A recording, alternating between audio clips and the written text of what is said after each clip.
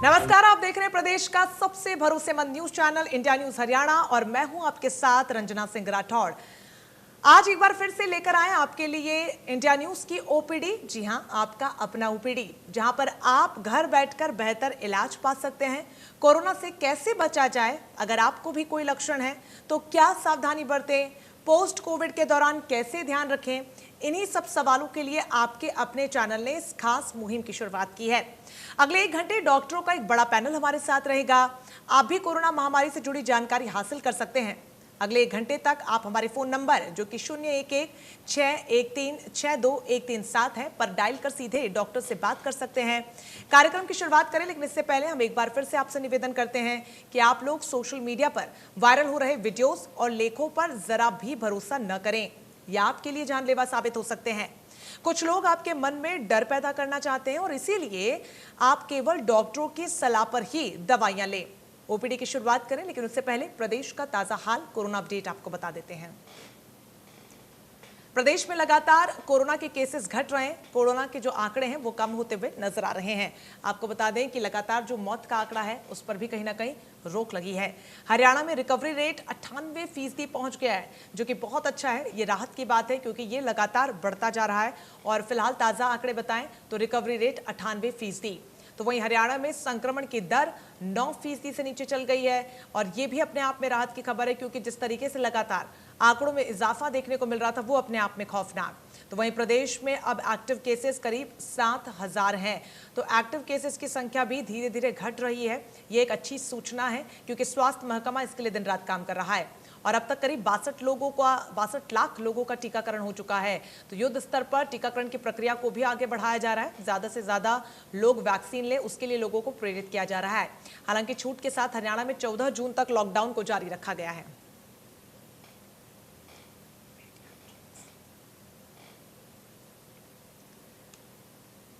तो India news Haryana की OPD की शुरुआत करते हैं। खास मेहमान हमारे साथ जुड़ गए, doctor Nikhil Bansal, MD paediatrics हैं। बहुत स्वागत है सर आपका इंडिया न्यूज हरियाणा की ओपीडी में। इसके अलावा डॉक्टर शैलेंद्र ममगाई शैली भी हमारे साथ जुड़ गए हैं, कैथल के सिविल सर्जन हैं आप। बहुत स्वागत है सर आपका भी। शुरुआत में आपसे करना चाहूंगी डॉक्टर निखिल, जिस तरीके से लगातार दूसरी लहर में आंकड़ों में इजाफा हमने देखा और अब एकाएक घटना भी यहाँ पर शुरू हो गए हैं ये आंकड़े, जो कि राहत की बात है, लेकिन अब लोगों को क्या करना चाहिए? क्योंकि पहली लहर में भी यही हुआ था, एकदम से जब आंकड़े घटे थे तो लोग लापरवाह हो गए थे। आप शुरुआती तौर पर एडवाइस हमारे दर्शकों को क्या देना चाहेंगे? इनवाइटिंग में जब फर्स्ट वेव खत्म हुई थी हमारी, तो फरवरी के मंथ में हमें लगा था कि इंडिया ने कोरोना को जीत लिया है। इट सीम्ड दैट कि it is just the end game of the कोविड-19 जी। But subsequently we just dropped our guards. बहुत सारी सोशल गैदरिंग, बहुत सारी मीटिंग्स, बहुत सारी रैलीज, इन सब से सेकेंड वेव की शुरुआत होने लग गई है। ये 2 महीने वेव बहुत ज्यादा पीक पे थी और फर्स्ट वेव से भी ज्यादा हमने अचीव कर लिया था। अब सब्सिक्वेंटली 10th मई के ऑनवर्ड्स आप देख रहे हैं जैसे जैसे मामले घटते जा रहे हैं हमारे कोरोना के, इसमें मेन रोल एक हमारा गवर्नमेंट का है, लॉकडाउन का है। लॉकडाउन होने के बाद इमीडिएटली डिक्लाइनिंग होने लग गया है कोविड हमारा। दूसरा रोल हमारा वैक्सीन का है। जैसे जैसे हम वैक्सीन नंबर खाते जा रहे हैं वैसे वैसे कम होता जा रहा है। तो लॉकडाउन और वैक्सीन ने की रोल प्ले किया है हमारे सेकेंड वेव को कम करने में। उसके बाद गवर्नमेंट और हॉस्पिटल्स का रोल तो है। मैं खुद एक कोविड डेडिकेटेड हॉस्पिटल में काम कर रहा हूँ, जहाँ हमारे पास 150-200 मरीज हुआ करते थे और आज हम देखें तो वो मरीज घटकर 10 से 20 तक रह गए हैं। तो ये सारा कमाल लॉकडाउन और वैक्सीनेट का ही है, जिसकी वजह से हम सेकेंड वेव को खत्म कर पाए। जी बिल्कुल, बहुत ज्यादा जरूरी यहाँ पर वैक्सीन ली जाए। इसके अलावा डॉक्टर शैलेंद्र, मैं आपसे ये जानना चाहूंगी, क्योंकि वैक्सीनेशन को लेकर भी लगातार लोगों में भ्रम है। हालांकि 1 डोज लोगों ने लगवा ली है और बड़े स्तर पर लोग लगवाने के लिए भी जा रहे हैं, लेकिन लगातार जो दर्शक हमारे साथ हर रोज ओपीडी में जुड़ते हैं उनका बहुत ही कॉमन सा सवाल ये है कि अगर 1 डोज हमने लगवा ली है और उसके बाद वैक्सीन के आधार पर जो निर्धारित समय होता है उसके अंदर अगर उन्हें दूसरी डोज नहीं मिलती है तो उन्हें क्या करना चाहिए?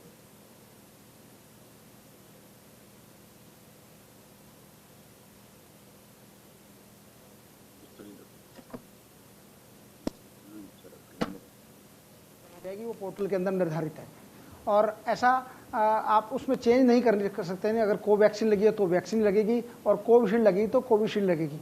उसमें अगर जैसे कोवैक्सीन लगी है और दूसरी डोज के अंदर 28 दिन की गैप आता है, उसके बाद कहीं लगता है 1-2 दिन का, तो एक हफ्ते का कोई फर्क नहीं पड़ता, आप एक हफ्ते तक वेट से कर सकते हैं। लेकिन न्यूनतम समय जो है उसमें 28 दिन का होना बहुत जरूरी है, और कोविशील्ड के अंदर जो है 84 दिन का या 3 महीने का लगा 3 महीने गैप जरूरी है, लेकिन वैक्सीन बदलनी नहीं है। यही मेरी जनता को सलाह है। और लेकिन डॉक्टर शैलेंद्र, वैक्सीन का नाम चढ़ेगा, ऑनलाइन वही रजिस्ट्रेशन भी अभी बहुत से राज्यों में है, और स्लॉट बुक करने में जो दिक्कतें आ रही है उससे तो आप रूबरू होंगे ही। तो सवाल ये है कि जो निर्धारित समय है, जैसे कोविशील्ड में 3 महीने के भीतर आपको वैक्सीन का दूसरा डोज लगवाना है, तो वही 28 से 30 दिनों के भीतर कोवैक्सीन का दूसरा डोज आपको लगवाना होता है। लेकिन उस निर्धारित समय में किन्हीं कारणों से स्लॉट आपका बुक नहीं हो पाता है, तो ऐसे में क्या किया जाए?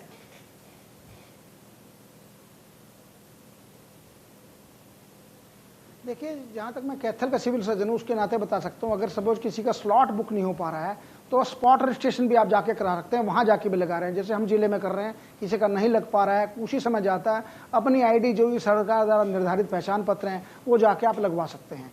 ये हो सकता है पोर्टल में, क्योंकि नेटवर्क में कोई प्रॉब्लम आ सकती है, ये संभव है, आप ठीक कह रहे हैं। लेकिन इसके लिए इस तरह की जो हम व्यवस्थाएं हमने हरियाणा में हो रही हैं और हम कर रहे हैं, और कुरुक्षेत्र जिले में ऐसे कोई, कैथल जिले में कोई दिक्कत नहीं है ऐसी। आप लोग आए और वहीं स्पॉट पर। ठीक है, हमारे दर्शक कैथल से राजेश जी हमारे साथ जुड़ गए। बहुत स्वागत है सर आपका इंडिया न्यूज की ओपीडी में। अपना सवाल पूछिए। नमस्कार सर। राजेश जी, सवाल पूछिए। जी, मेरा सवाल डॉक्टर साहब से ये है कि जैसे पहले किसी ने अगर कोवैक्सीन लगवाई है सर, तो दोबारा उसको कोवैक्सीन ही लगवानी जरूरी है या कोविशील्ड में लगवा सकते हैं? जी डॉक्टर निखिल। हाँ जी मैम, क्या कह रहे हैं? आपकी आवाज क्लियर नहीं थी मैम। हाँ जी, जैसे अभी मैंने सवाल का रंजना जी ने सवाल पूछा था, अगर आपको कोवैक्सीन लगी है पहली डोज तो दूसरी डोज भी कोवैक्सीन ही लगेगी, और कोविशील्ड लगी है तो दूसरी डोज भी कोविशील्ड लगेगी।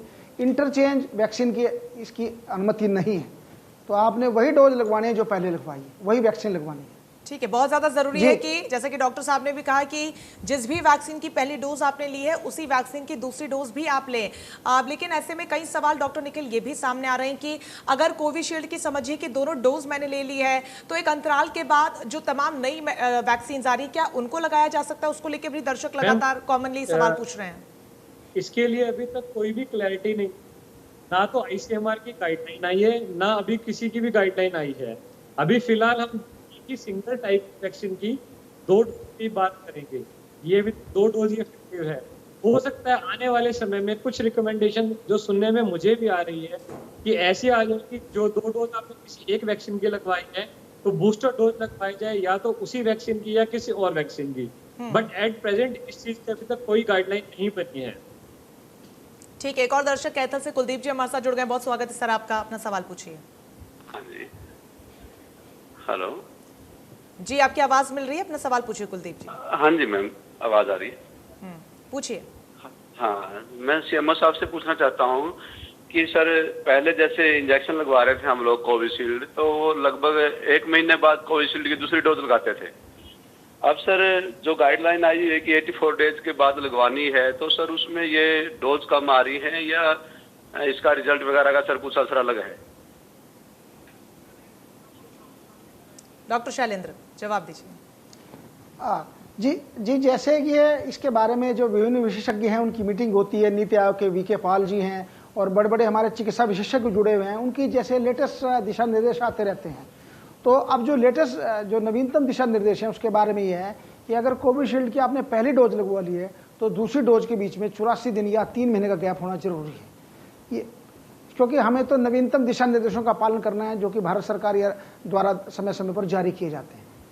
जी बिल्कुल, जिस तरीके से गाइडलाइंस जारी की गई हैं तमाम दर्शकों से जो इस वक्त आपको सुन और देख रहे हैं, जहां तक कोविशील्ड का ताल्लुक है, मेरा बिल्कुल सभी को उसका पालन करना अनिवार्य होगा, क्योंकि बहुत ज्यादा जरूरी है कि गाइडलाइंस का पालन किया जाए। जी डॉक्टर निखिल, कहिए। मैं इसमें एक बात बोलना चाहूंगा, सर ठीक कह रहे हैं। ऐसा एक लोगों के मन में पैदा हो गया कि शॉर्टेज के कारण टाइम पीरियड बढ़ा दिया गया 2 डोजेज में। ऐसा बिल्कुल भी नहीं है। गाइडलाइंस जो है प्रॉपर साइंटिफिक और प्रॉपर एविडेंस बेस्ड तैयार की जाती है। जो 83-84 दिन का गैप है, ये शॉर्टेज के कारण नहीं है, बल्कि इफेक्टिविटी ऑफ वैक्सीन डिजीज से बचने के लिए है। ये जो लोगों को भ्रम है कि देश में वैक्सीन की शॉर्टेज है इसलिए ऐसा हो रहा है, ऐसा कुछ भी नहीं। जी जो सर ने अभी बात बोली मैं उससे फुल्ली एग्री करता हूँ। बिल्कुल। डॉक्टर निखिल, साथ ही ये भी लोगों का सवाल लगातार सामने आता है कि अगर पहली डोज आपने वैक्सीन की ले ली है और उसके बाद अगर आपको कोविड हो जाता है, क्योंकि कोविड से अगर आप रिकवर हो रहे हैं तो बहुत स्वाभाविक है कि एंटीबॉडीज आपकी बॉडी में डेवलप हो चुकी होंगी, तो ऐसे में क्या करें? दूसरी डोज कब लें या फिर नहीं लेने की जरूरत है? नहीं नहीं मैम, डोज लेनी है। आप फर्स्ट डोज के बाद भी दूसरी डोज के बाद कोविड हो सकते हैं। इवन मेरे हॉस्पिटल डॉक्टर दूसरी डोज के बाद पॉजिटिव हो रहे हैं। अगर आप फर्स्ट डोज के बाद पॉजिटिव हो रहे हैं तो आपको फर्स्ट डोज की रिकवरी के लगभग 1 से 2 महीने के बाद अगली डोज वैक्सीन की लेनी है। ठीक है। अंबाला से हमारे एक और दर्शक हमारे साथ जुड़ गए, महेंद्र जी। सर, अपना सवाल पूछिए।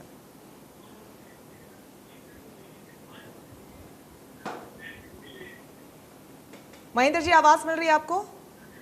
जी, सवाल पूछिए सर अपना। मैं अम्बाला से बोल रहा हूँ जी। जी, मैं कहिए। 4 मई को पॉजिटिव हुआ था, उसके बाद मैं आइसोलेट हुआ घर में। जी, मैं 4 मई को पॉजिटिव हुआ था जी, मैं घर में अब तक आइसोलेट रहा हूँ। क्या मुझे नेगेटिव टेस्ट कराना चाहिए? ठीक है। इसमें जो टाइम टू टाइम चेंज हो रही है। यदि आपको सिम्टम नहीं आए हैं या आए थे उस 10-12 दिन बाद आप ठीक हो गए, कोई सिम्टम नहीं आ रहे, तो चाहे भले आप टेस्ट ना करवाएं, आपकी इच्छा है। जो लेटेस्ट गाइडलाइन है वो यही कहती है, अगर आप सिम्टम फ्री हो गए, सांस की कोई दिक्कत नहीं, बुखार नहीं है, सब कुछ ठीक है, तो आप भले ही रिपीट टेस्ट ना करवाएं। तो यहाँ पर ये बहुत ज्यादा लोगों की क्वेरी रहती है डॉक्टर साहब की, नेगेटिव हो तो मैम, उसको ये लेकर latest भी guideline- टेस्ट करवाया जाए ना करवाया जाए, लेकिन अच्छी जानकारी आपने यहाँ पर दी है कि अगर आपको बिल्कुल भी लक्षण नहीं महसूस हो रहे हैं और आप बिल्कुल स्वस्थ महसूस कर रहे हैं तो टेस्ट करवाने की अनिवार्यता नहीं है। डॉक्टर शैलेंद्र, ये तो बहुत ज्यादा जरूरी हो गया, क्योंकि कोविड का पहला काल भी हमने देखा और कोरोना काल में जो दूसरी लहर सामने आई है वो अपने आप में बेहद घातक साबित रही है। ऐसे में वैक्सीन तो ब्रह्मास्त्र है ही इस जंग पर फतह पाने के लिए, लेकिन डाइट को लेकर भी, एक्सरसाइजेस को लेकर भी लगातार लोग सवाल खड़े करते हैं। एक और दर्शक हमारे साथ जुड़ गए हैं, प्रशांत जी हमारे साथ जुड़ गए, बहुत स्वागत है सर आपका, अपना सवाल पूछिए। हाँ जी मैडम जी। सवाल पूछिए प्रशांत जी अपना। मैडम, मैं पूछना चाहता हूँ, जैसे कोविशील्ड और कोवैक्सीन में अभी न्यूज पे देखा था कि कोविशील्ड ज्यादा जो है बढ़िया है और हमने फर्स्ट डोज कोवैक्सीन की लगवा लिया है, तो क्या हम ये कोवैक्सीन लगवाने के बाद भी कोविशील्ड भी लगवा सकते हैं? डॉक्टर शैलेंद्र।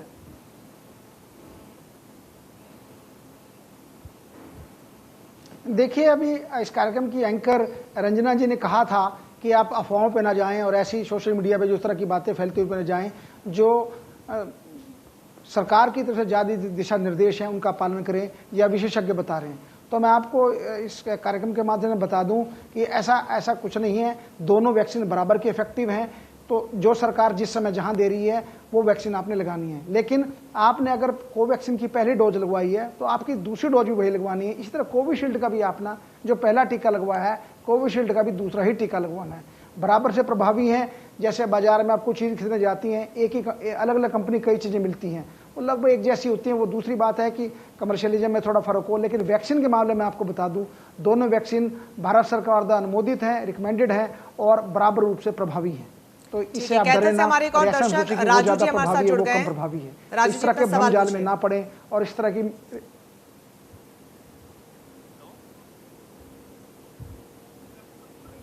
हेलो जी, अपना सवाल पूछिए, आपकी आवाज मिल रही है। हाँ सर, नमस्कार जी, कहिए सर। इसका ये मेरा क्वेश्चन ये है कि जैसे ये तीसरी लहर हमारी आने वाली, जैसे कह रहे कि बच्चों के लिए तीसरी लहर कोरोना की आने वाली है, सरकार भी कह रही है, लोग भी कह रहे हैं, तो इससे बचने के लिए क्या बच्चों के लिए कोई विशेष दवाई या हम क्या सावधानी रख सकते हैं कि बच्चों तक इसका कोई असर ना हो? डॉक्टर निखिल। हाँ, देखिए अभी तक जो ये लगती है थर्ड वेव ज्यादा, मेजर रीजन ये भी है कि फर्स्ट वेव में हमने बुजुर्गों को वैक्सीनेट कर दिया, सेकंड वेव में 18 साल से ऊपर के लोगों को वैक्सीनेट कर दिया, तो अब बचे हमारे 18 साल से नीचे के बच्चे। तो यही कारण है जो सामने आ रहा है कि शायद थर्ड वेव यदि आती है तो बच्चे ज्यादा इफेक्टिव होंगे। इसे बचने का तरीका तो एक यही है, जब भी कोरोना की वैक्सीन थर्ड वेव के लिए बच्चों के लिए आएगी जो कि अभी थर्ड फेज ट्रायल कोवैक्सीन के चल रहे हैं 2 साल से ऊपर के, तो तुरंत अपने बच्चों को नजदीकी केंद्र से वैक्सीनेट करवाएं, पहली चीज। दूसरी चीज, जिन भी लोगों को कोविड है उनसे बच्चों को दूर रखें। एक अच्छी बात पहली और दूसरी तरफ बच्चों के प्रति ये देखी गई है कि जिन जिन बच्चों को सिम्टम आए हैं कोविड के, कोविड पॉजिटिव होने के बाद, उनमें डेथ बहुत मिनिमम हुई है एज कम्पेयर टू एडल्ट। तो कुछ हद तक 2 वेव के एक्सपीरियंस से ये भी कहा जा सकता है कि बच्चे शायद कम अफेक्ट होते हैं कोरोना के सिम्टम से। अभी पीछे महाराष्ट्र की न्यूज आई थी कि एक डिस्ट्रिक्ट में, शायद डिस्ट्रिक्ट का नाम अहमदनगर था, 8000 बच्चे मई के महीने में कोविड पॉजिटिव आए हैं, बट डेथ रेट बहुत कम था एज कम्पेयर टू एडल्ट। तो थर्ड वेव बच्चों में आती है कि नहीं, कुछ नहीं मालूम। बचाया सिर्फ वैक्सीन से जा सकता है या बच्चों को पब्लिक प्लेस में लेके जाना, पब्लिक मीटिंग्स में लेके जाना, कोरोना अफेक्टेड एडल्ट से अलग रखना, यही तरीके अभी तक के सामने है। कोई स्पेशल दवाई नहीं है, कुछ भी स्पेशल ऐसा नहीं है जो बच्चों को बचा सके। ठीक है, हमारी एक और दर्शक सपना जी हमारे साथ जुड़ गई है। बहुत स्वागत है मैम आपका, सवाल पूछिए अपना। सर मुझे नमस्ते सर। सर मुझे ये जानना है, जो कोरोना के बाद ब्लैक फंगस होता है उससे कैसे बचा जा सकता है सर? डॉक्टर बचाव सर क्या उपाय हैं उसके?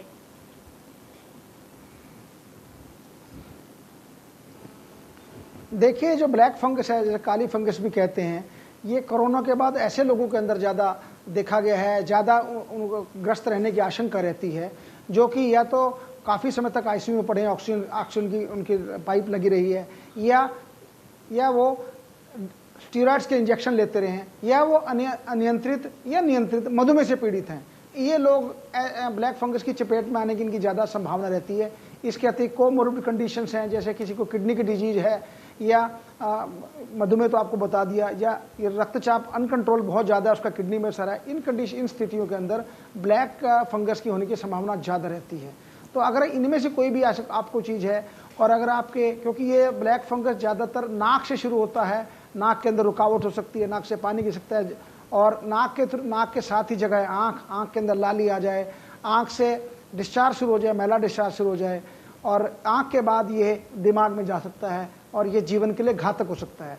तो ऐसी परिस्थितियों के अंदर अगर आपको कोई ऐसा लक्षण नज़र आए तो आपने अपने निकटतम किसी भी कुशल ENT स्पेशलिस्ट, नाक कान गला के आंखों के डॉक्टर से, या ये दांत में प्रॉब्लम नीचे की तरफ भी आ सकती है, आराम से संपर्क करना है और वो इसकी जांच करेंगे, और अगर कोई उनको ऐसा संभावित लक्षण नज़र आता है तो उसके मुताबिक वो आगे जांचें और उपचार की सलाह देंगे।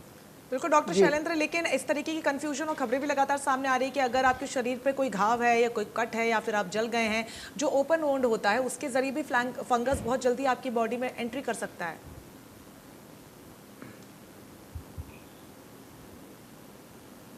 देखिए, जो ब्लैक फंगस है, इसको पनपने के लिए सांद्रता की जरूरत पड़ती है, ह्यूमिडिटी की जरूरत पड़ती है, क्योंकि ओपन वुंड है, वहाँ ह्यूमिडिटी हो सकती है। और इसी तरह हम जब मास्क लगाते हैं, कि आपने मास्क लगा लिया, ट्रिपल लेयर मास्क लगा दिया, जो आजकल कई रंग के अवेलेबल है, विशेष रूप से नीले रंग के आपने लगा लिए जो दिखते हैं, और आपने लगा लिया, और वो आपके वाष्पीकरण से आपके जो मुंह से सांस, आप नाक से सांस निकल रहा है, उससे वो गीला हो गया, तो वो उसमें उसके पनपने की ज़्यादा संभावना रहती है। ऐसी परिस्थिति के अंदर आपने कोशिश करनी है, अगर वो गीला हो गया उस मास्क को बदल दें, और खासतौर पर 6 घंटे बाद तो बदल ही देना चाहिए। तो ये ऐसी परिस्थिति हैं जो कि उसके पनपने में उसकी मदद करती हैं, इनसे हमें सबको बचना है। ठीक है, हमारे एक और दर्शक प्रशांत जी हमारे साथ जुड़ गए यमुना नगर से। बहुत स्वागत है सर आपका, अपना सवाल पूछिए। हेलो जी, आपकी आवाज मिल रही है, अपना सवाल पूछिए। सर मेरे ना कई फ्रेंडों ने अभी ना दोस्तों ने कोविड शील्ड का इंजेक्शन लगवाया था, और वो कह रहे हैं कि हमें ना अगले दिन बुखार हो गया था जी। और मैं जानना चाहता हूँ कि कोविड शील्ड लगवाएं या कोवैक्सीन लगवाएं, कि कोवैक्सीन सेफ है क्या? डॉक्टर निखिल। देखिए प्रशांत जी, आप कोविड शील्ड लगवाएं, कोवैक्सीन लगवाएं, बुखार दोनों से हो सकता है। मैंने कोविड शील्ड लगवाई, मुझे भी बुखार रहा था 2 दिन, तो बुखार का क्राइटेरिया नहीं है कोविड शील्ड या कोवैक्सीन की इफेक्टिविटी से। तो मैं तो ये कहूँगा कि आपको जो वैक्सीन अवेलेबल हो आपके नियरेस्ट सेंटर में, आप वो लगवाएं। दोनों ही इफेक्टिव है, दोनों ही आपको कोरोना से बचाएगी, चाहे वो कोविड शील्ड हो, कोवैक्सीन। बहुत ज़्यादा ज़रूरी है यहाँ पर कि वैक्सीन कम से कम लगवाएं और अपने आसपास के लोगों को भी प्रेरित करें। डॉक्टर निखिल, इसके साथ ही ये भी एक सवाल लगातार खबरों में बना हुआ है कि अगर आपने दोनों डोज ले भी ली है तो क्या वो इनफ है? क्या उसके अलावा आने वाले समय में आपको कोई और वैक्सीन लेने की ज़रूरत नहीं? अभी तक मैम 2 डोज का ही शेड्यूल आया है। ये सुनने में आ रहा है कि आने वाले, हेलो आपको आवाज आ रही है मेरी? हेलो जी बोलिए, आपकी आवाज़ मिल रही है। हाँ, हो सकता है आने वाले समय में एक तीसरी डोज की रिकमेंडेशन आ जाए जिसको बूस्टर डोज कहते हैं, बट अभी तक ये रिकमेंडेशन नहीं आई है। तो फिलहाल 2 डोज को आप मानिए और दोनों डोज को इफेक्टिव मानिए आप। ठीक है, कैथल से हमारे एक और दर्शक विक्रम जी हमारे साथ जुड़ गए। बहुत स्वागत है सर आपका, अपना सवाल पूछिए।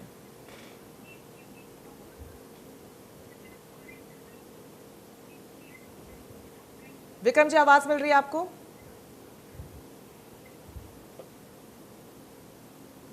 चलिए, उनसे फोन कट गया। आपसे दरख्वास्त है कि आप एक बार फिर से नंबर डायल कर हमसे जुड़ सकते हैं, क्योंकि लगातार डॉक्टर्स का पैनल हमारे साथ जुड़ा हुआ है। जो तमाम सवाल आपके जहन में होते हैं, जो अफवाहें भी हैं जिनको लेकर क्लैरिफिकेशन आप चाहते हैं, उन्हें कॉल कर आप उनसे जुड़कर सवाल का सीधा जवाब ले सकते हैं। क्योंकि जिस तरीके से अफवाहों का बाजार भी इस महामारी के दौर में गर्म होता हुआ नजर आ रहा है, डॉक्टर शैलेंद्र, बहुत ज़्यादा ज़रूरी है कि लोग क्या करें क्या ना करें उसको लेकर भी क्लैरिफाई हो। देखिए, मास्क बहुत ही बेसिक ज़रूर है, लेकिन बहुत ज़्यादा इंपॉर्टेंट है। ऐसे में चाहूँगी कि आप डिस्क्रिप्टिव फॉर्म में बताएं कि किस तरीके से कौन से मास्क का इस्तेमाल करें, कैसे इस्तेमाल करें और उसे डिस्पोज कैसे करना चाहिए, क्योंकि वहां जाकर समस्या सबसे ज्यादा आती है।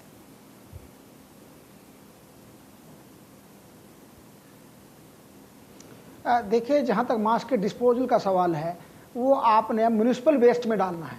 आपको पता है म्युनिसिपल वेस्ट जो नगर पालिका वाले उठा के ले आते हैं उसे डालना है, उसको जलाना नहीं है, क्योंकि ये सबसे बड़ा ध्यान रखना है। और जहाँ तक मास्क का ताल्लुक है, आपने ट्रिपल लेयर मास्क लगाना है जी, ट्रिपल लेयर मास्क लगाना है, और जो मार्केट में अवेलेबल हैं। और ये जितने भी मास्क हैं आपके, और आपने एक दिन से ज़्यादा प्रयोग नहीं करना है। जैसे सर्जिकल मास्क है या नीले रंग के जो मास्क ज़्यादातर डालते हैं, वो उनका आपने प्रयोग करना है, लेकिन उसको अगले दिन नहीं करना, उनको डिस्पोज करना है। इसके अलावा आप कपड़े का मास्क यूज कर सकते हैं, वो बढ़िया रहता है, लेकिन उसको आप साबुन से अगले दिन धो सकते हैं, लेकिन उसको लगातार आपने प्रयोग नहीं करना है। तो मास्क के बारे में मेरा जनता को यही है। और ख़ासतौर पर मास्क के बारे में बता दूँ, बच्चों में जो इंडियन एकेडमी ऑफ पीडियाट्रिक्स है, उन्होंने एक एडवाइजरी जारी की है कि 5 साल से कम उम्र के बच्चों में मास्क का उनके लिए लगाना संभव नहीं है। छोटे बच्चे होते हैं उन पर, और 5 साल से 10 साल के बच्चों के अंदर जो है वो माता पिता की मदद से आप मास्क लगा सकते हैं। और उनसे ज़्यादा जो 10 साल से ज़्यादा उम्र के बच्चे हैं, उनके अंदर आप जो प्रोटोकॉल, आम प्रोटोकॉल बड़ों के लिए है, वो प्रोटोकॉल आप फॉलो कर सकते हैं। क्योंकि 10 साल से ज़्यादा उम्र के बच्चे वो 5वीं क्लास या 6ठी क्लास में होते हैं, और वो सारे निर्देशों को समझते हैं और उनका पालन करते हैं। तो मास्क के बारे में मेरी जनता को यही सलाह है कि एक दिन में एक यूज करें, कपड़े वाला रोज धोएं, और इसको म्युनिसिपल वेस्ट में डालें, इसको वैसे ना फेंकें, क्योंकि ये संभव है कि उनके थ्रू संक्रमण समाज में ना फैल जाए अगर आप ओपन में फेंकते हैं। जी, ठीक है, हमारे दर्शक प्रभात जी हमारे साथ जुड़ गए यमुनानगर से। बहुत और स्वागत ये है जो सर मास्क आपका। है, ये त्रिपति मास्क, 3 परतों वाला मास्क को। हेलो प्रभात जी, सवाल पूछिए अपना। हाँ जी, ऐसा है अभी हम इसके सिस्टर को कुत्ते ने काटा था, जो 28 तारीख को 5 टीके लग चुके हैं, पूरे हो चुके हैं। उसके बाद वैक्सीन कितने दिन बाद लगवानी है सर हमने? डॉक्टर निखिल, रेबीज वैक्सीन से इसका कोई लेना देना नहीं है। आपने जब भी कोविड की वैक्सीन की आपकी जब भी ड्यू डेट है, सेकेंड डेट है, या आपको पहले ड्यू डेट है, तो आप लगवा सकते हैं वैक्सीन को। ठीक है डॉक्टर निखिल, एक सवाल ये भी है कि वैक्सीन को लेकर लोग पहुंच तो रहे हैं वैक्सीनेशन सेंटर, लेकिन बड़ी तादाद में खासतौर पर बुजुर्ग, उनका सवाल ये है कि कई ऐसे लोग हैं जो ऑलरेडी पहले से ब्लड प्रेशर के मरीज हैं, ऐसे में वो वैक्सीन लगाने से बच रहे हैं कि किसी प्रकार का मेजर साइड इफेक्ट उनको ना हो। क्या ब्लड प्रेशर के जो मरीज हैं वो भी वैक्सीन ले सकते हैं? उनके लिए सेफ है वैक्सीन? ब्लड प्रेशर का मरीज हो चाहे डायबिटीज का मरीज हो, आपको कोई भी बीमारी आप ये वैक्सीन ले सकते हैं, बिल्कुल सेफ है। वैक्सीन के बाद जो मिनिमल फीवर या जो भी आता है, वो हर वैक्सीन का लगभग साइड इफेक्ट होता है। तो कोई भी आपको हाइपरटेंशन या ब्लड प्रेशर या डायबिटीज कोई भी बीमारी, आप प्लीज वैक्सीन को लीजिए। बिल्कुल, इसी को लेकर लगातार लोगों के जहन में डर भी होता है, खासतौर पर वो तमाम बुजुर्ग, बिल्कुल, क्योंकि बुजुर्ग भी हैं और कई बीमारियां भी पहले से होती है। ऐसे में कोई विशेष या स्पेसिफिक एहतियातन कदम उनको उठाने चाहिए वैक्सीन लेने से पहले या फिर बाद में? लोग पूछते हैं कि मुझे अस्थमा है, मुझे टीबी है, मुझे डायबिटीज है, मुझे ये है, मुझे वो है, क्या मैं वैक्सीन लूं? सभी बीमारी में वैक्सीन ले सकते हैं, कोई कॉन्ट्राइंडिकेशन वैक्सीन की नहीं है, एक्सेप्ट वैक्सीन वाले दिन आपको पहले से कोई फीवर ना हो, अब पहले से बीमार ना चलो वैक्सीन वाले दिन, जैसे मुझे आज फीवर है, मुझे आज लूज मोशन है, तो ये 1-2 दिन के लिए आप वेट कर सकते हैं, अगर आप हर डिजीज में वैक्सीन को लगवा सकते हैं। ठीक है डॉक्टर शैलेंद्र, कोरोना महामारी के बीच अब ब्लैक फंगस ने भी दस्तक दे दी है। लोग खासे डरे हुए हैं और सहमे हुए हैं। ऐसे में जब कोरोना महामारी की दूसरी लहर ने दस्तक दी, जिस तरीके के हालात देश में देखने को मिले वो भयावह रहे। ऐसे में सजेशन लोगों को यही दिया गया कि अगर आपको माइनर लक्षण है, माइनर सिम्टम्स है, तो घरों पर ही आप ठहरे। उमा हमारे साथ उत्तराखंड से एक दर्शक हमारे साथ जुड़ गई हैं। सवाल पूछिए मैम अपना। हेलो जी मैम, बहुत स्वागत है आपका, सवाल पूछिए अपना। नमस्कार डॉक्टर। कहिए हेलो मैम, सवाल पूछिए, आपकी आवाज मिल रही है। हाँ डॉक्टर नमस्कार, मुझे ये पूछना है कि ब्लैक फंगस में जिंक की दवाई खाना क्या उचित रहेगा? डॉक्टर निखिल। जिंक की दवाई का ब्लैक फंगस की ट्रीटमेंट में कोई लेना देना नहीं है। ब्लैक फंगस की जो ट्रीटमेंट है वो एंटी फंगल ड्रग्स हैं, तो जिंक की दवाई आप वैसे खाना चाहे खा सकते हैं, नहीं खाना चाहे ना खाएं। अभी तक इसकी कोई क्लियर गाइडलाइंस नहीं है और जिंक का कोई रोल नहीं है कि आप ब्लैक फंगस ट्रीट हो जाएंगे जिंक से। ठीक है डॉक्टर निखिल, मेरे जहन में भी ये सवाल था, जो कि मैं जिक्र अभी कर ही रही थी कॉलर को लेने से पहले, कि किस तरीके से डॉक्टर्स द्वारा मरीजों को ये सलाह दी जाती रही कि माइनर सिम्टम्स है तो घरों पर ही रहें, होम आइसोलेशन में रहकर डॉक्टर्स की सलाह पर अपना उपचार खुद करें। ऐसे में अगर ब्लैक फंगस को लेकर माइनर सिम्टम्स होते हैं तो क्या उस केस में भी क्या सलाह दी जाएगी, देंगे आप मरीज को कि वो घर में रह सकते हैं या फिर तुरंत उनको डॉक्टर को कंसल्ट करना चाहिए और हॉस्पिटलाइज्ड होना चाहिए? फंगस को नोटिफाइबल डिजीज कर दिया गया है घोषित। अगर आपको थोड़े बहुत भी लक्षण आते हैं ब्लैक फंगस के, आपको इमीडिएटली अपने डॉक्टर को कांटेक्ट करना चाहिए। उसकी सैंपलिंग होगी, वो कंफर्म होगा कि है कि नहीं है, उसके बाद उसकी ट्रीटमेंट होगी। एंड ब्लैक फंगस ऐसे है जैसे आपके ब्रेड पे आपने रख दिया, उसके ऊपर आपके फंगस लग गई है, it is like that only. ठीक है डॉक्टर शैलेंद्र, एक बहुत बड़ी समस्या इसको लेकर भी बनी हुई है, क्योंकि डाइट को लेकर भी कंफ्यूजन है। मार्केट में कई प्रोडक्ट्स अवेलेबल है, फिर चाहे काढ़े को लेकर भी हो या फिर इम्यूनिटी बढ़ाने वाले तमाम प्रोडक्ट्स हो, लेकिन घरों में भी लोग रहकर ऑर्गेनिक चीज़ों को भी इस्तेमाल करने की तरफ अपना रुख दिखाते हुए नजर आए। ऐसे में एक बैलेंस्ड डाइट की अगर मैं बात करूँ तो आप दर्शकों को क्या सलाह उसको लेकर देना चाहेंगे?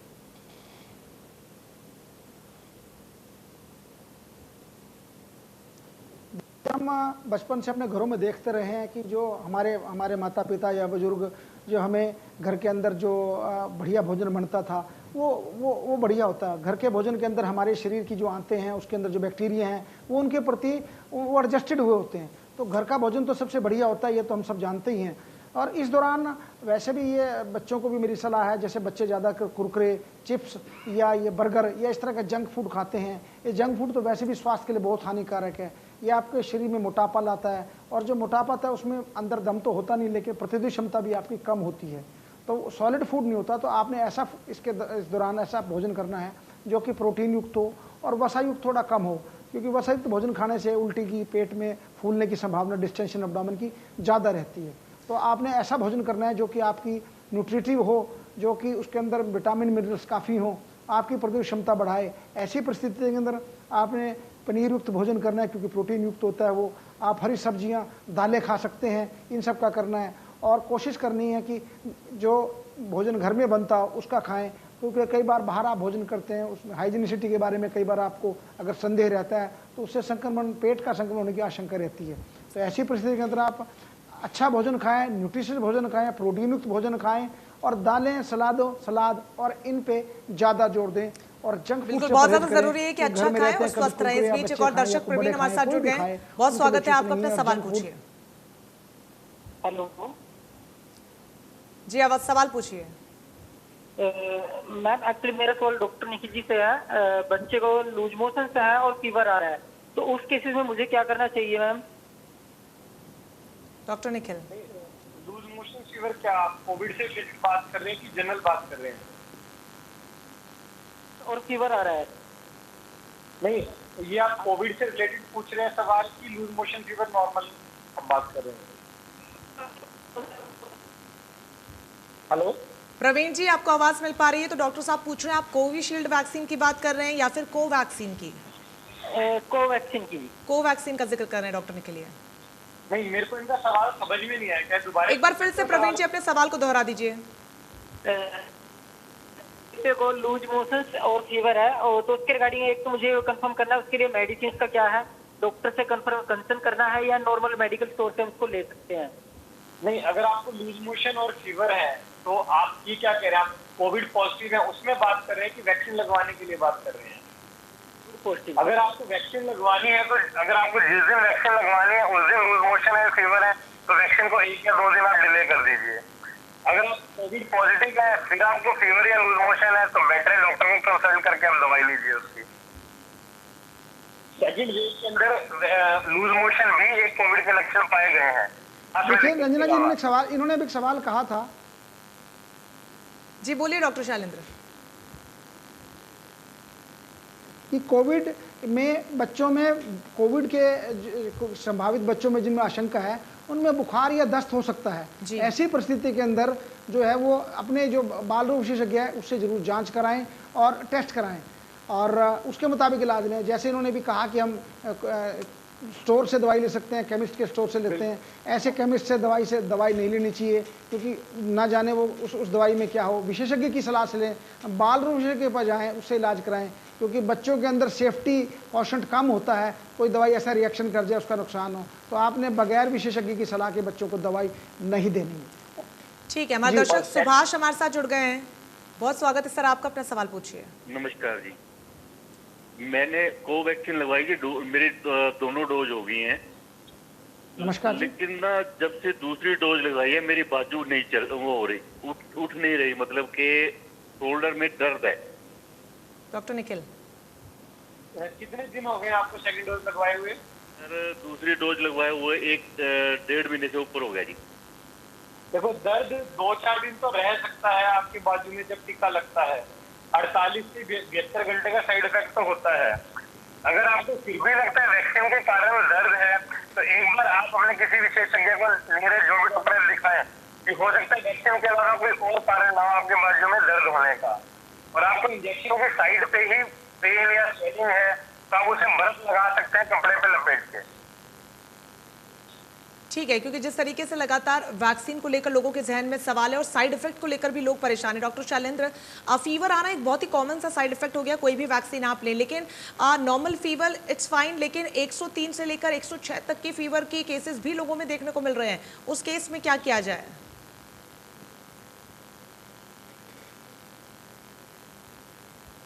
देखिए, जैसे कि आजकल वर्षा का सीजन शुरू हो चुका है और हम देख रहे हैं, और ऐसे सीजन के अंदर मलेरिया और डेंगू के फैलने की आशंका रहती है जी। और जहाँ तक डेंगू का सवाल है, वो ऐसी जगह मिलता है जहाँ की पानी खड़ा होता है। अभी हमने हरियाणा के स्वास्थ्य मंत्री अनिल विज जी के निर्देश पे पूरे हरियाणा के अंदर पानी की टंकियों, आरओ को जो अस्पताल में संस्थाओं में है उनको साफ़ करने का अभियान किया है। और हमने कैथल जिले में बड़ा अभियान चलाया है और हमने काफ़ी टंकियाँ आप लगाइए कि 90% हमने साफ़ कर दी। तो हमने ये नहीं सोचना कि अगर इस दौरान, खासतौर पे जब आपने बताया 103 या 104 डिग्री बुखार हो जाता है तो हो सकता है ये मलेरिया हो या डेंगू भी हो सकता है, तो आपने उसको भी ध्यान में रखना है। और अगर आपको ऐसा कोई तेज़ बुखार होता है तो आपके जो फिजिशियन हैं या बच्चे हैं बाल रोग विशेषज्ञ के पास जाएंगे, उसी मुताबिक टेस्ट कराएं। तो आपका ऐसा ना हो कि ध्यान आपका कोविड की तरह रहे और वो मलेरिया या डेंगू निकले, तो आपने उसके प्रति भी सचेत रहना है। और इस दौरान जहाँ भी घरों के अंदर कोई पानी खड़ा है, टंकी के अंदर खड़ा है, कूलर में खड़ा है, वो आपने जरूर सफाई करनी है ताकि उसमें इसका मच्छर जो है पनपने ना पाए, फैलने ना पाए। और जहाँ तक मलेरिया का ताल्लुक है, क्योंकि मलेरिया के हैं वो इस सीजन के अंदर ही होती हैं जो वर्षा जनित रोग हैं, तो आपने ऐसे वही पानी खड़ा है आसपास कोई पानी खड़ा हो ना हो। और मलेरिया विभाग से संपर्क करें कोई ऐसी अगर कोई दिक्कत सी आती है। और जो इस टेस्ट के बारे में बता दूं, मलेरिया का जो सरकार से अनुमति प्राप्त टेस्ट है वो एंटीजन बेस्ड टेस्ट है, जो रैपिड टेस्ट कहते हैं, जिसकी साथ रिपोर्ट मिल जाती है। और इसका कई लोग पूछते हैं कि एंटीबॉडी टेस्ट है, वो सरकार ने उसको प्रतिबंध लगा रखा है। वो टेस्ट कोई करता हो तो आप उसकी शिकायत कर सकते हैं और ना आपने किसी को कराने के लिए कहना है। जी ठीक है, पानीपत से एक और दर्शक हमारे साथ जुड़ गए, सतीश जी, बहुत स्वागत है सर आपका, अपना सवाल पूछिए। वैक्सीन लगवाई थी जी मैडम का जी कराली का है, 10 दिन हो लिए, उसके सर में दर्द हो जाएगी एक तरफ। डॉक्टर निखिल, अगर 10 दिन के बाद भी सिर में दर्द हो रहा है तो देखिए, जैसे आपने कहा कि 10 दिन में वैक्सीन की डोज लगे होंगे, मेरी आवाज सुन पा रहे हैं? हाँ जी, सुन रहा हूँ। देखिए, जहाँ तक वैक्सीन का जो अगर थोड़ा बहुत हल्का दुष्प्रभाव है जिसको माइनर साइड इफेक्ट कहते हैं, वो 2 से 3 दिन तक, 48 से 72 घंटे तक रह सकता है। लेकिन ये उससे मुझे लगता नहीं कि उसका वैक्सीन से कोई ताल्लुक है आधे सिर दर्द का। तो इसके लिए आप फिजिशियन से उनको चेक कराए, हो सकता है उनका रक्तचाप ज़्यादा हो, कुछ उनको वो वैक्सीन के कारण उनके मन में तनाव हो, कोई ऐसी बात हो, दिमाग में तनाव लगे और उसके कारण उनको माइग्रेन की संभावना हो सकती है। तो आप इसके अपने विशेषज्ञ से जरूर चेक कराएं। वैक्सीन से इसका संबंध होने का मुझे नहीं लगता कोई संदेह है, क्योंकि 10 दिन पहले ही हो चुके हैं। जी ठीक है डॉक्टर निखिल, इस बीच वैक्सीन लगने के बाद बुखार जैसी बहुत ही कॉमन समस्याएं लोगों में देखने को मिल रही है, लेकिन फूड पॉइजनिंग की समस्या भी कई मरीजों में देखने को मिली है। कई लोग जो वैक्सीन लगवा कर आए उनमें देखने को मिली। क्या ये भी बिल्कुल कॉमन सा सिम्टम्स है या फिर इसको as a major symptom deal करना चाहिए? ये देखिए, वैक्सीन के बाद जो मेन सिम्टम्स आते हैं वो फीवर, वैक्सीन जिस बाजू पे आपके लगी वहाँ पे पेन, वहाँ पे स्वेलिंग, वहाँ पे रेडनेस और हेडेक, ये मेजर सिम्टम्स है वैक्सीन के बाद। Food poisoning is very rare. In fact मैंने किसी भी पेशेंट में नहीं सुना है। इट मे बी कोइंसिडेंस कि वैक्सीन सीजन आपने लगाई, आपने कुछ खाया, आपको फूड पॉइजनिंग हो गई। और यदि आपको थोड़ा बहुत डायरिया फूड पॉइजनिंग के कारण या वॉमिटिंग है और माइनर सी है तो उसको माइनर सिम्टम में आप ट्रीट करेंगे। अगर आपको लग रहा है कि बहुत ज्यादा है, 20-20 बार मोशन जा रहे हैं, then you have to consult the doctor. बिल्कुल, बहुत ज़्यादा ज़रूरी है कि यहाँ पर अपने सिम्टम्स को पहचानें और उसके अनुसार ही आप डॉक्टर को कंसल्ट भी करें। डॉक्टर शैलेंद्र, क्योंकि बहुत ज़्यादा भागदौड़ वाली हम सबकी ज़िंदगी हो गई है, एक्सरसाइज जो कि बहुत ही महत्वपूर्ण हिस्सा होता है दिनचर्या का, वो कहीं पीछे छूटता हुआ नजर आ रहा है। लेकिन कोरोना काल में एक्सरसाइज, मेडिटेशन, योगा एक बहुत ही महत्वपूर्ण रोल यहाँ पर प्ले करता है, हम सभी जानते हैं। बहुत इंपॉर्टेंट और बेसिक अगर एक्सरसाइज एक व्यक्ति को करनी हो कोरोना से बचाव के लिए, तो वह स्पेसिफिक एक्सरसाइजेस कौन सी होंगी?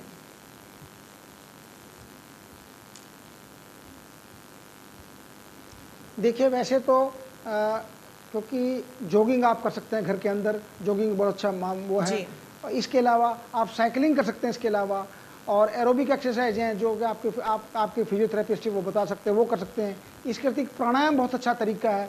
और आप जानते हैं 21 जून को पूरे विश्व के अंदर अंतर्राष्ट्रीय योग दिवस मनाया जाएगा। हमारे प्रधानमंत्री नरेंद्र मोदी के प्रयासों से ही ये मनाना शुरू हुआ है। उसके पीछे यही है लक्ष्य कि हम योग को सिर्फ 21 जून को ना मनाएं, इसको हम अपनी दैनिक दिनचर्या का हिस्सा बनाएं। और आपको पता है योग का मतलब प्लस होता है, हम योग कहते हैं। तो योग आप करेंगे उतना आपके जीवन के अंदर सकारात्मक या इस तरह की ऊर्जा आएगी और आपका शरीर जो है उसकी प्रतिरोधक क्षमता बढ़ेगी। और आपको बिल्कुल बहुत ज्यादा जरूरी है कि फिजिकल एक्सरसाइजेस को, योग को अपनी डेली लाइफस्टाइल का हम सभी हिस्सा बनाएं, क्योंकि बहुत ज्यादा महत्वपूर्ण भी है इस पेंडेमिक में खास तौर पर। इस बीच रोहतक से हमारे साथ हमारी दर्शक परमवीर कौर हमारे साथ जुड़ गई हैं। बहुत स्वागत है मैम आपका, अपना सवाल पूछिए।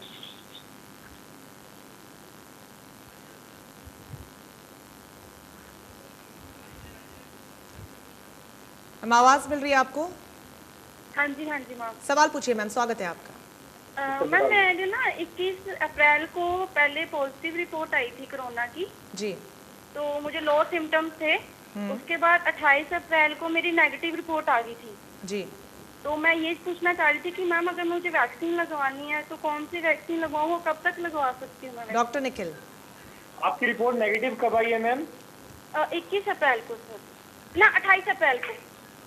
मैम 1 से 2 महीने के बाद आप वैक्सीन लगवा सकते हैं और कोई भी वैक्सीन लगवा सकते हैं जो भी आपके वहाँ अवेलेबल हो, चाहे वो तो ज्यादातर ओके, ज्यादा तो अच्छी सर अगर कोवैक्सीन बेस्ट है कोविशील्ड से। मैम देखिए, अभी ना एक स्टडी में आता है कि कोवैक्सीन बेस्ट है, एक में आता है कोविशील्ड बेस्ट है। तो इसलिए दोनों ही बेस्ट है, आपको जो मिल जाए वो वैक्सीन लगवा लीजिए। क्योंकि इसको लेकर लगातार कंफ्यूजन भी डॉक्टर साहब देखने को मिल रहा है। एक बहुत इंपॉर्टेंट फैक्टर मोर्टेलिटी रेट का भी है, जिसमें लगातार खबरें ऐसी सामने आ रही हैं कि कोवैक्सीन में मोर्टेलिटी जो रेट है वो 100% है। उसको लेकर भी थोड़ा सा क्लैरिफिकेशन डॉक्टर निखिल आप दे दर्शकों को। मैम ऐसा कुछ नहीं है, दोनों वैक्सीन से मोर्टेलिटी रेट्स के जो आ रहे हैं most are the fake news and the rumours. ऐसा कुछ भी नहीं है, अभी तक सिर्फ साइड इफेक्ट्स ही सामने आए हैं जो आपको पहले भी बताए थे हमने, फीवर, हेडेक और वैक्सीन की साइड से पेन। इसके अलावा मोर्टेलिटी वाले तो मैम ज्यादातर फेक न्यूज ही है। बिल्कुल, अफवाहें तमाम महामारी के दौर में फैलाने की कोशिश की जा रही है और यही वजह है कि डॉक्टर्स को हम हमारे साथ जोड़ते हैं ताकि इन तमाम अफवाहों पर ब्रेक लगाया जा सके। डॉक्टर शैलेंद्र, लगातार एक जहन में लोगों के सवाल ये भी आता है कि स्पुतनिक वी का सिर्फ एक ही डोज लगना है और वो भी जल्द ही इंडियन मार्केट में भी होगी। ऐसे में लोग स्पुतनिक का भी इंतजार कर रहे हो, यही वजह है कि अपने आप को वैक्सीनेट नहीं करवा रहे हो और कहीं ना कहीं बढ़ावा इससे संक्रमण को मिल सकता है। ऐसे तमाम लोगों को क्या सलाह देना चाहेंगे?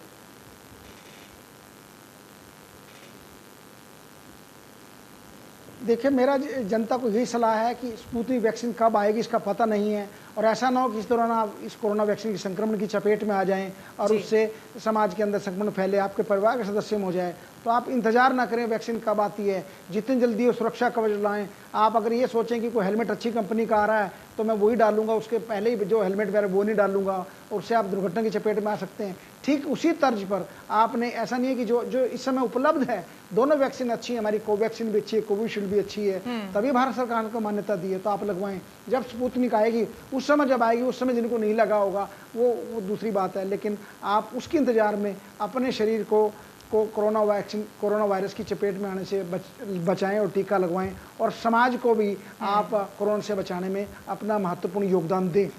जी, एक और दर्शक कुरुक्षेत्र से अनुज जी हमारे साथ जुड़ गए हैं। बहुत स्वागत है आपका, अपना सवाल पूछिए।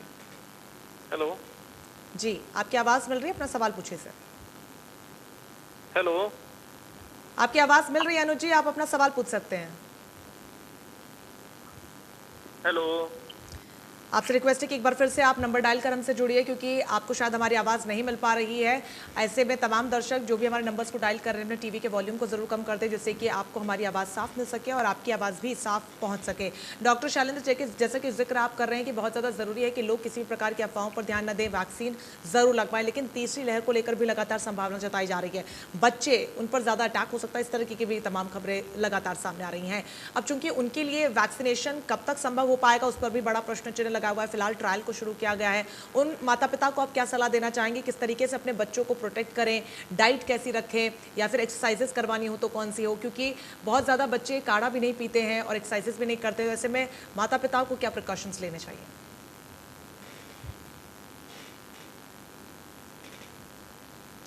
देखिए, जहाँ तक संभावित कोरोना की तीसरी लहर की बात है, मैं आपके माध्यम से दर्शकों को बता दूं कि जो अब तक ये विशेषज्ञ बता रहे हैं वो है कि 10 से 18 साल के सिर्फ 20% बच्चे ही इसकी चपेट में आ सकते हैं, ऐसी एक आशंका है।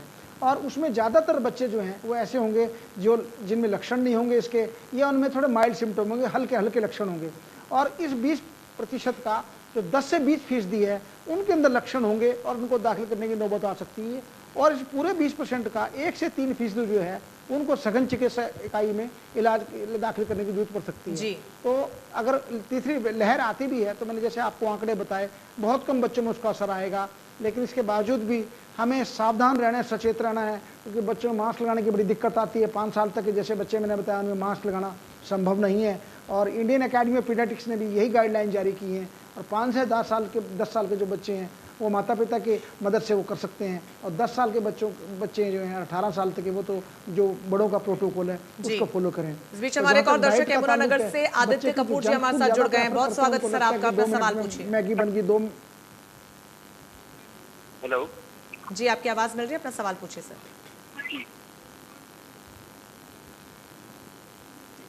आदित्य जी, सवाल पूछिए। Good evening ma'am. Good evening ma'am. Good evening, अपना सवाल पूछिए। जी मैम, मेरा सवाल ये है कि जिस प्रकार से जो ब्लैक फंगस है आजकल आ रहा है कोरोना के साथ साथ। यस मैम, मेरा सवाल ये है कि जैसे मेरा एक छोटा भाई है एंड वो जनरली पब्लिक डोमेन में रह रहे हैं, और जैसे भी सारे खेल रहे हैं, तो उनके लिए कुछ स्पेशल प्रिकॉशंस जो हमें लेने चाहिए। एक तो कोविड भी बढ़ रहा है एंड ब्लैक फंगस भी है। डॉक्टर निखिल। उन्हीं लोगों में होगा जो इम्यूनो कॉम्प्रोमाइज लोग होंगे, जैसे किडनी ट्रांसप्लांट के जो डायलिसिस पे हैं, जिनको डायबिटीज है, जो इस तरह के लोग हैं जिनको पहले से एक और बीमारी है और वो फिर कोविड पॉजिटिव हो रहे हैं, वो ज्यादा इसके रिस्क में है कि उनको फंगस हो जाए। फंगल इन्फेक्शन हमेशा उन्हीं लोगों के लिए होता है जो ऑलरेडी जिनका इम्यून सिस्टम वीक है। तो अगर हमारा कोई ऐसा कैंडिडेट है जिसका इम्यून सिस्टम वीक है, जैसे मैंने आपको बीमारियां बताई, डायबिटीज, जो किडनी ट्रांसप्लांट है जिसको डायलिसिस चल रहा है, या और कोई बीमारी HIV है, ट्यूबरक्लोसिस है, और उसको कोविड होता है, तो उसके चांस डेफिनेटली बढ़ जाएंगे ब्लैक फंगस होने के। बिल्कुल, यहाँ पर सतर्कता बरतनी है और किसी भी प्रकार से अपने आप को बीमारी को एक्सपोज नहीं करना है। लेकिन डॉक्टर शैलेंद्र, जिस तरीके से लगातार फ्रंटलाइन वर्कर्स भी काम कर रहे हैं, उनको लेकर भी सवाल लूंगी, लेकिन इस बीच प्रेम, हमारे एक और दर्शक हमारे साथ जुड़ गए हैं। आपका बहुत स्वागत है, अपना सवाल पूछिए सर।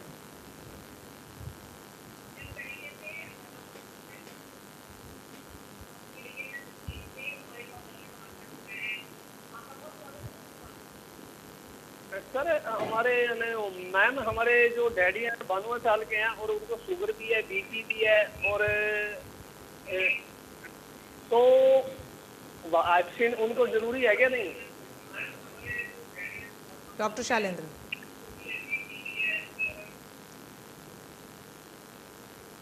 जी, जैसे आपने बताया आपके पिताजी को उच्च रक्तचाप भी है, मधुमेह की बीमारी भी है, शुगर की बीमारी भी है। ऐसे लोगों के अंदर क्योंकि उनकी कोमॉर्बिड कंडीशंस हैं, ऐसे लोगों के लिए वैक्सीन बहुत ज़्यादा ज़रूरी है। और जिन लोगों की प्रतिरोधक क्षमता कम है, जैसे उनका किडनी ट्रांसप्लांट हुआ हो, इसके अलावा गठिया की बीमारी और लंबे समय से स्टीरॉइड्स खा रहे हो, तो ऐसे लोगों को तो ज़रूर लगवानी चाहिए। जैसे हम जानते हैं अगर किसी के कोई शरीर की हड्डी को टूट जाए, सपोज मान लिया, कल्पना करें कि पैर की हड्डी टूट जाए और वो जुड़ जाए और दोबारा अगर सड़क पे गिरता है तो ज़्यादा संभावना है, वही हड्डी टूटने की ज़्यादा संभावना आशंका बनी रहती है, जिसे पैथोलॉजिकल चोट भी कहते हैं, फ्रैक्चर भी कहते हैं। तो आपको पता है अगर कमज़ोर शरीर हो और कमज़ोर देश हो और कमज़ोर व्यक्ति हो, उस पर आक्रमण कोई ना कोई करने की फिराक में रहता है। ऐसे अगर आपका शरीर कमज़ोर है, प्रतिरोधक क्षमता कम है और आपके शरीर के अंदर ये अन्य बीमारियां हैं, जैसे बताया मधुमेह, शुगर और प्रतिरोधक क्षमता कम है, किडनी ट्रांसप्लांट है, स्टीरॉइड्स खा रहे लंबे समय से, तो ऐसी परिस्थिति के अंदर आपका शरीर उसकी चपेट में ज़्यादा आ सकता है। तो उनको तो ज़रूर लगवानी है, प्राथमिकता के आधार पर लगानी है। आप अपने पिताजी को ये वैक्सीन ज़रूर लगवाएं। जी, तो हर व्यक्ति को यहाँ पर ये बात तो साफ है कि वैक्सीन लेनी है अगर आप उस एज ग्रुप में हैं जिसको यहाँ पर क्राइटेरिया रखा गया है। शमा यमुनानगर से हमारे दर्शक हमारे साथ जुड़ गए, बहुत स्वागत है आपका, अपना सवाल पूछिए। मेरा ये सवाल है ये सिविल सर्जन डॉक्टर से कि हमें फर्स्ट डोज लगी थी 6 मई को और अभी सेकंड डोज के लिए आरोग्य सेतु पे 55 से 60 दिन का टाइम बता रहे हैं। पहले तो सिर्फ 28 दिन का डिफरेंस था फर्स्ट और सेकंड डोज में, अब क्या ये डिफरेंस बढ़ा दिया है क्या? डॉक्टर निखिल। हाँ मैम, ये डिफरेंस बढ़ाया साइंटिफिक और एविडेंस बेस्ड स्टडीज पे है। पहले जब वैक्सीन इन्वेंट हुई या लॉन्च हुई तब लगा कि ये 28 या 30 दिन में दूसरी डोज लगाएंगे तो इफेक्टिव होगा, but over the period of 1 year, 1 साल में जैसे कोविड फैला तो धीरे धीरे साइंटिस्ट ने डिस्कवर किया कि अगर इसको हम 60 दिन में 70 दिन में लगाएंगे तो इफेक्टिव ज्यादा होगी। तो इसी कारण से दूसरी डोज के बीच में गैप बढ़ा के आपको 60 दिन का टाइम पीरियड दिया गया है। तो यहाँ पर जो गाइडलाइंस यहाँ पर जारी की गई है सरकार की तरफ से, उनका पालन करना बहुत ज़्यादा ज़रूरी है। डॉक्टर शैलेंद्र में सवाल पूछ रही थी फ्रंटलाइन वर्कर से जुड़ा हुआ, क्योंकि बहुत ज़्यादा व्यस्तम उनकी ज़िंदगी होती है, वो लगातार पब्लिक डोमेन में रहते हैं। कोरोना काल की पहली लहर से हमने देखा, उनको लेकर क्या कुछ स्पेसिफिक टिप्स यहाँ पर आप देना चाहेंगे, क्योंकि बहुत ज़्यादा समय उनके पास होता नहीं है डाइट या फिर किसी भी प्रकार की एक्सरसाइजेस को फॉलो करने को लेकर?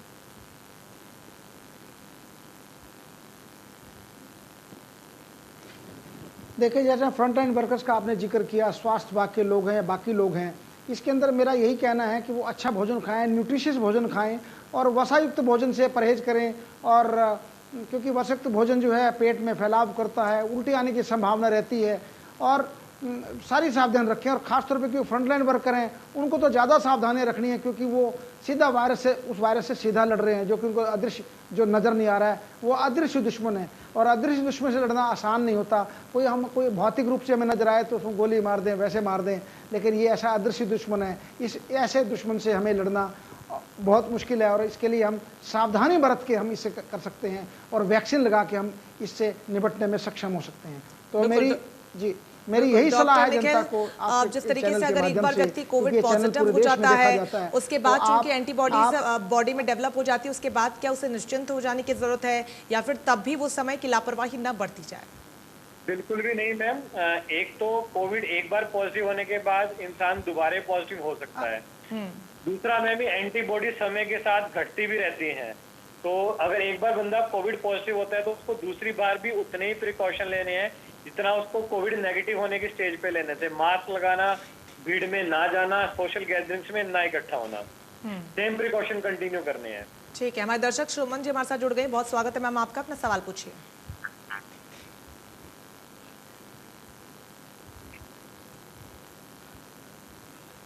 सुमन जी, आवाज मिल रही है आपको?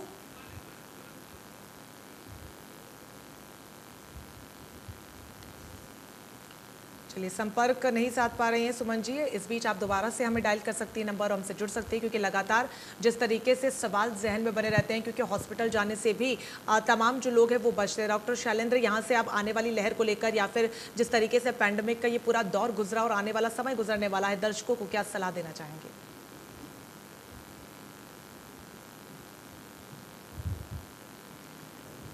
देखिए, वैक्सीनेशन का दौर चल रहा है। भारत सरकार के प्रयासों से अब आने वाली 21 जून को पूरे देश के अंदर, जैसे प्रधानमंत्री नरेंद्र मोदी जी ने घोषणा की है कि वैक्सीन सबको फ्री लगेगी, और ये बड़ी अच्छी बात है। लेकिन आपने निश्चिंत नहीं होना है कि आपको अगर ये टीका लग गया तो आप उसके बाद आप वो निश्चिंत हो जाएं। आपने इसके बाद भी पूरी सावधानियां बरतनी है, मास्क लगाना है और परिवार के बाकी सदस्यों को बचाना है। जब मार्केट जाएं, बाजार जाएं, तो आपने उन सब सावधानियों का प्रयोग करना है जो कि सावधानियां इसके लिए जरूरी हैं।